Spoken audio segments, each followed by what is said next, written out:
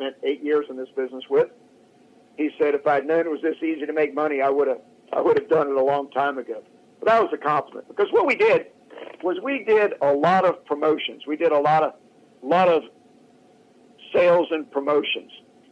But we built a dry storage. That's where you have this great big barn, and you put boats in there on a great big forklift, and you keep them out of the weather up on a rack inside a building.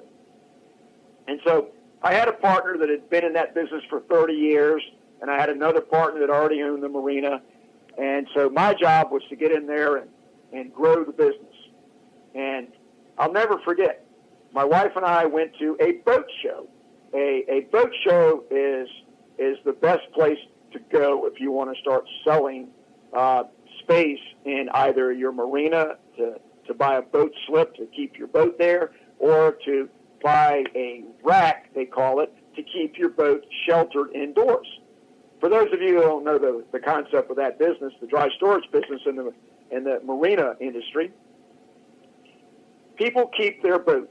Maybe it's a fishing boat, or maybe it's a pleasure craft, and they can vary in size and length, generally 16 feet to like about, I guess the biggest boats we had in there were in the mid-30s every now and then, but that's pretty big.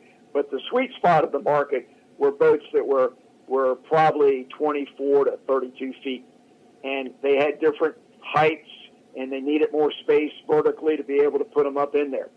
Well, the point of the story is this. When I got everything lined up with my partners and the capital resources and the banks that were going to be involved, my wife and I went to a boat show and had a booth. And the marina dry storage was not going to be built for probably about 8 months, and then it wasn't going to be available for occupancy for about a year. But I had to sell space in order to prove to my bank that there was a market there, that people were going to be buying. Well, so we took a lot of pictures, and we wrote a lot of copy, and we started selling at a boat show.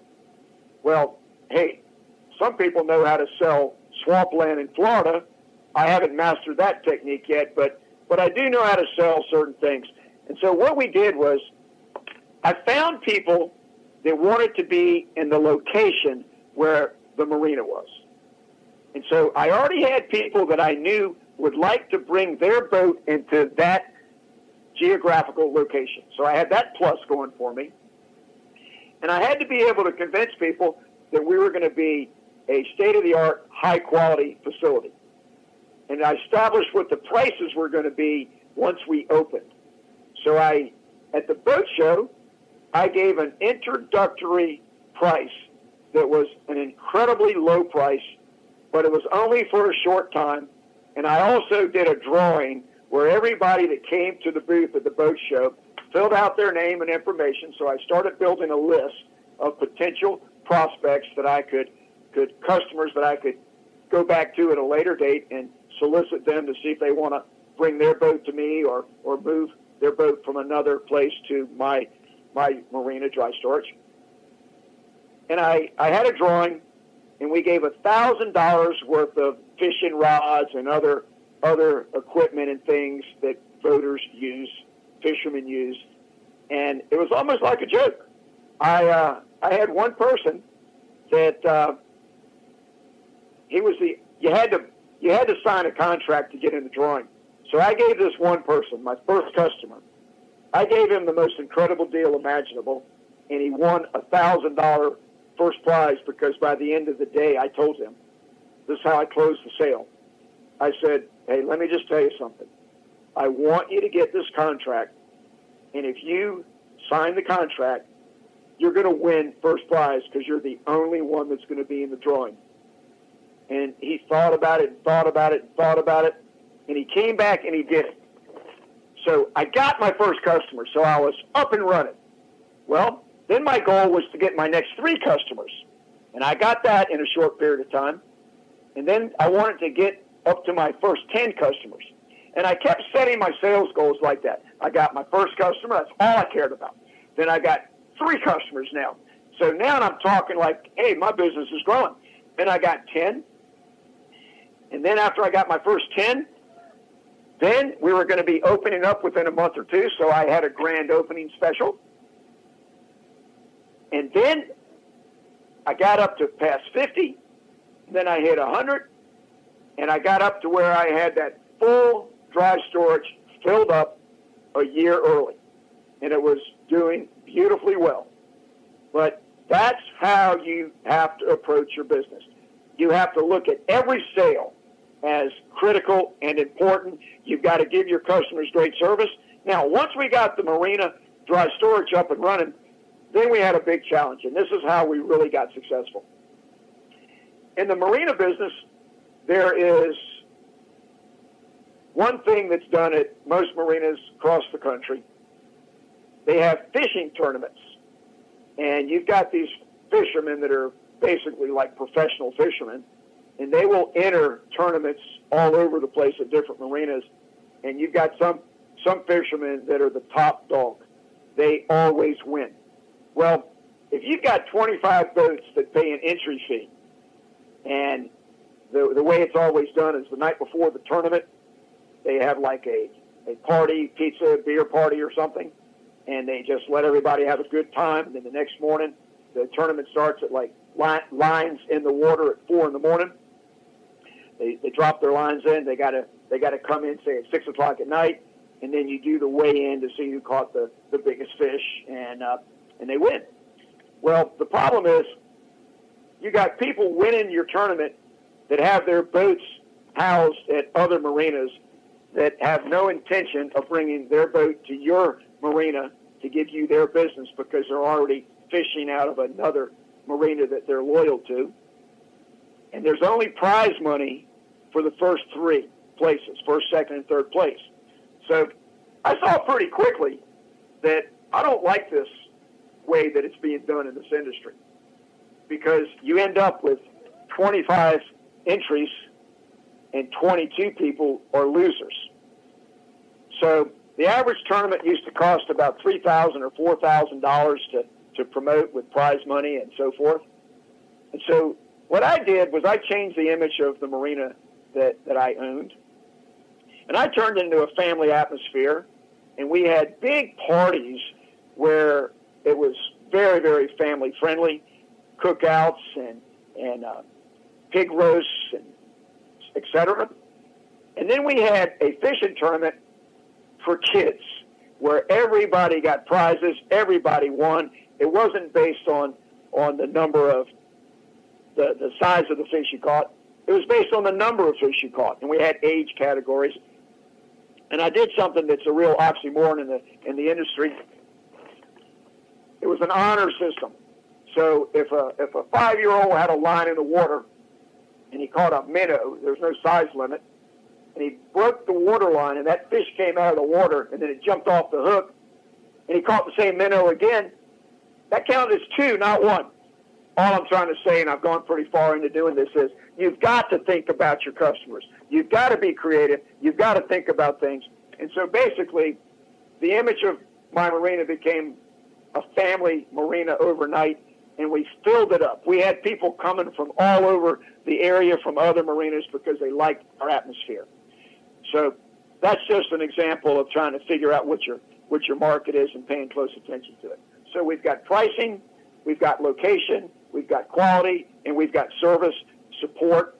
If you're a technology company and you're giving a website, then make sure you give good support. Okay, so what I want to transition into is this. I've got a very close friend, and his name is Steve Forbes. And Steve Forbes is the owner of Master's Touch Barber School of Excellence. Steve Forbes has been running Master's Touch for about 25 years now. But what I want to tell you about Steve is he is just one godly, hard-working, focused man. Before he started his barber school, and he's got a partner named Fred Cameron. Before he started the school, he and Fred were both incarcerated for 5.5 and 6 years apiece. Armed robbery, things of this nature. And he learned how to cut hair, both of them. They learned how to cut hair while they were incarcerated.